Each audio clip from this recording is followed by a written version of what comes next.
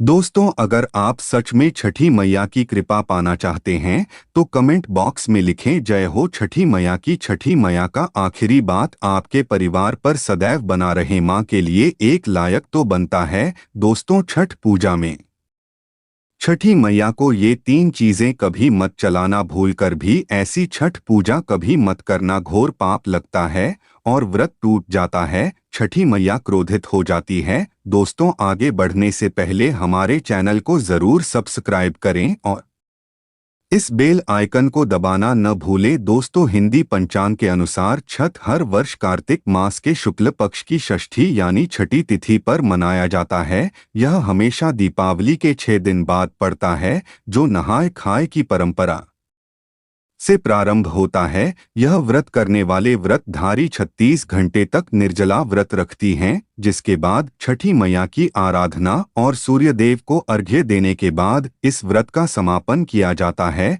दोस्तों, सबसे पहले हम यह जानते हैं कि ऐसी कौन सी महिलाएं हैं जिन्हें छठ पूजा नहीं करनी चाहिए। लगता है घोर पाप और व्रत टूट जाता है। छठ मैया क्रोधित हो जाती हैं। दोस्तों, छठ पूजा का व्रत ऐसी महिलाएं को गलती से भी न रखें, अन्यथा आपकी संतान की मूर्ति हो सकती है पर भारी संकट आ सकती हैं। उल्टा आक्रोश पाप के भागीदार बन सकते हैं। ऐसी महिलाएं छठ पूजा से नहीं दूर। दोष को कार्तिक मास की षष्ठी को मनाई जाती है। छठे दिन खोजी जाने वाली षष्ठी को बिहार में आसान भाषा में छठी मैया कहकर पुकारते हैं। मान्यता है कि छठ पूजा के दौरान पूजी जाने वाली यह माता सूर्य भगवान की बहन है, इसीलिए लोग सूर्य को अर्घ्य देकर छठ मैया को पसंद करते हैं।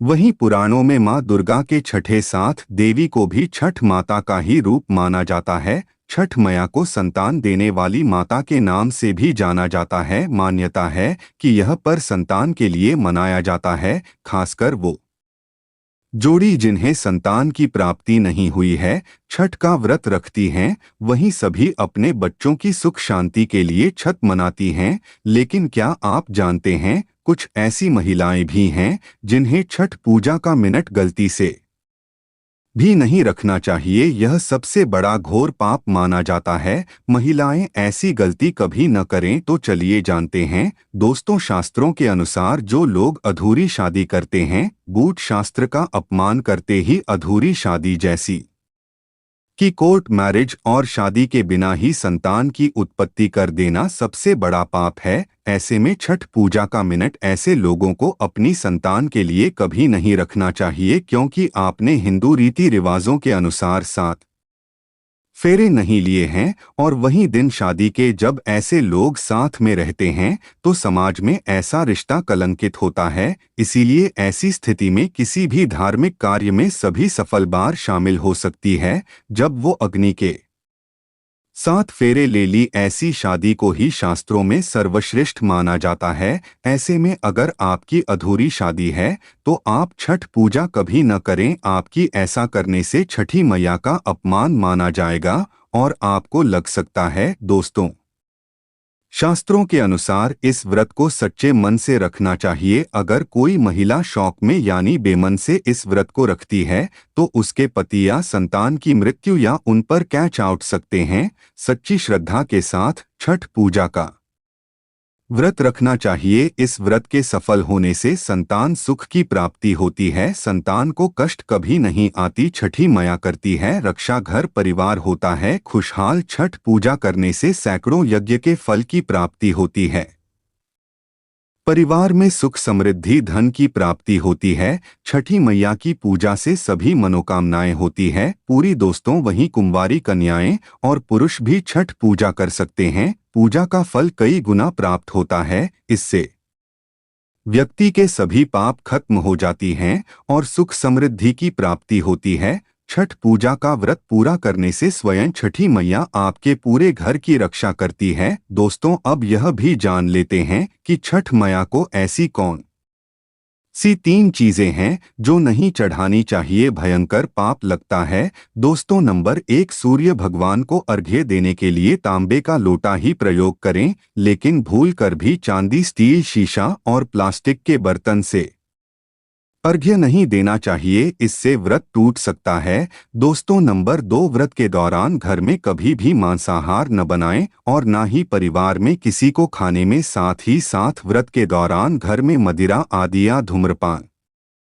भी नहीं करना चाहिए। दोस्तों नंबर 3, छठी मैया का प्रसाद बहुत ही शुद्धता के साथ बनाया जाता है। उनका प्रसाद हमेशा ऐसे चूल्हे पर बनाएं जिससे ताज़ा लीपा गया हो। यदि गैस पर बना रहे हो तो गैस स्टोव को अच्छी तरह से धोले। पहले से बने चूल्हे पर कभी प्रसाद न बनाएं, इसके लिए नया चूल्हा ही बनाएं। दोस्तों नंबर 4, सूर्य को अर्घ्य देने से पहले कभी भी भोजन ग्रहण न करें, घोर पाप लगेगा। व्रतधारी लोगों को पहले और दूसरे दिन सूर्य को जल देने के बाद ही भोजन करना चाहिए। नंबर 5, छठी मैया से मांगी मन्नत अगर पूरी हो जाए तो आपको अपनी मन्नत को पूरा होने की विशेष पूजा जरूर करनी चाहिए, अन्यथा मैया के प्रकोप का सामना करना पड़ सकता है। नंबर 6 है, घर में प्याज और लहसुन का प्रयोग इन 4 दिनों तक भूल कर भी न करें, इससे जीवन में आपको बहुत बुरे दौर से गुजरना पड़ सकता है। इस समय लहसुन प्याज वगैरह से दूरी बना ली। दोस्तों नंबर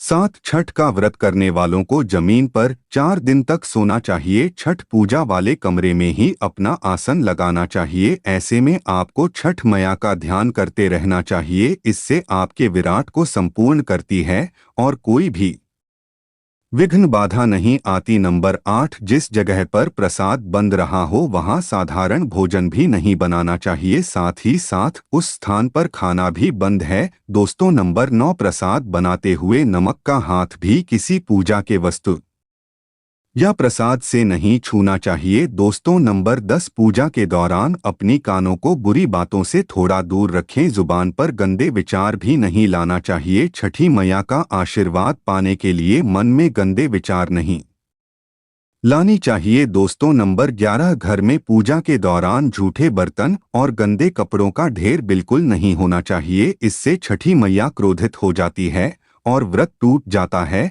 छठी मैया को साफ सफाई बहुत पसंद है।